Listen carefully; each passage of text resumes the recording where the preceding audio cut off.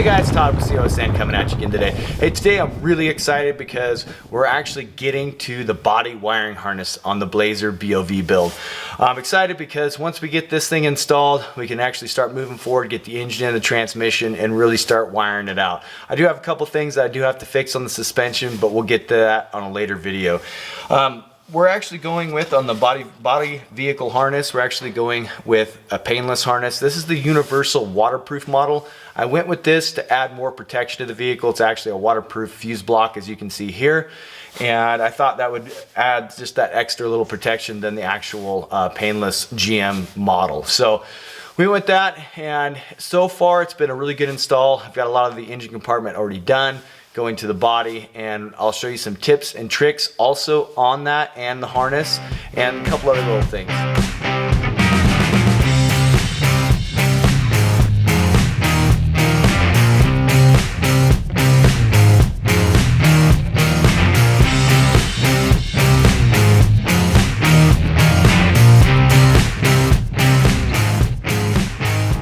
Hey guys, so I'm going to stop myself right there. I want to start adding tips and tricks to the video series. So really quick, I'm doing wiring right now, and I think this is really essential or a key part of wiring, especially when you're doing a build from ground up. I know not everybody's doing that, but when you add, radios, or if you add lights and switches and circuit breakers, it really starts to get to a point where you need to start labeling things so you can not only remember in the build, but also in the future when you come back and go, what'd this go to? So I recommend that you get a label maker. I'm gonna put this one down in the description block. It's actually really cheap off of Amazon. It works really well. I've been using this for the entire build. As you can see here, I just label as I go along. I know that it takes an extra step. It's something you have to do extra, but man, it'll help you out in the long run. Just a word of advice. So let's get back to the video.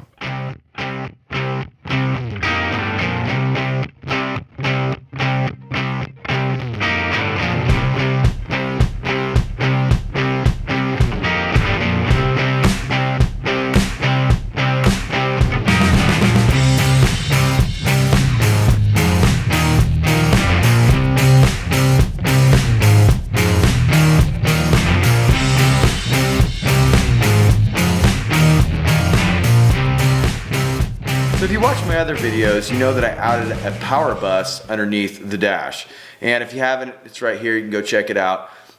So I've added that power bus not only for voltage drop through wires, which I'll put down a chart down in the description block where you can see different wire sizes and your voltage drop depending on how far your runs are, 5 feet, 10 feet, 25 feet.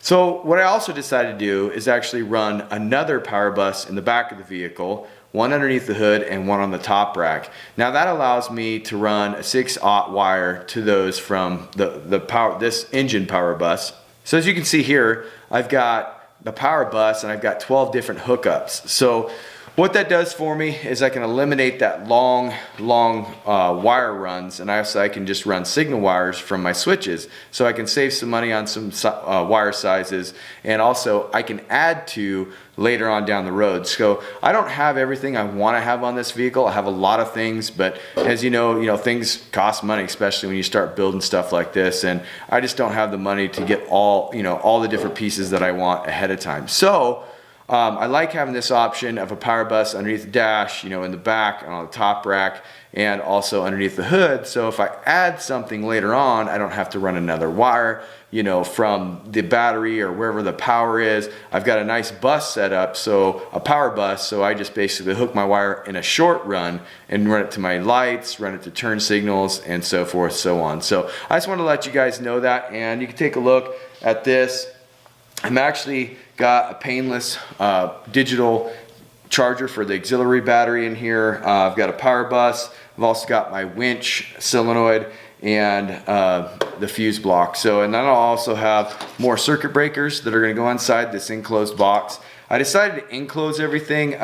The auxiliary power charger might get a little warm, but that's okay. This is PVC. It's pretty thick, so it shouldn't hurt anything. But I decided to put it all in here and seal it up with a lid. This is an actual PVC. I think it's some sort of electrical box. I actually had it laying around. A lot of this stuff that I have that I'm putting on this vehicle, either I had laying around or I have to buy little pieces and parts to make what I have laying around work. So This will actually, I think, will work really well. It'll keep the mud and the water and everything off of the actual power section.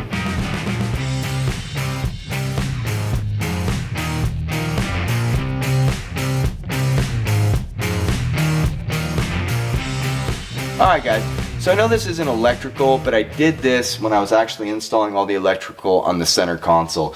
Now, if you know, like older Chevy vehicles, even some of the older vehicles, the heater control units like this one, they get pretty beat up, banged up, and sometimes they just don't work. Now you can kind of get them inexpensively off of eBay, but you're kind of getting the same thing that's been through wear and tear.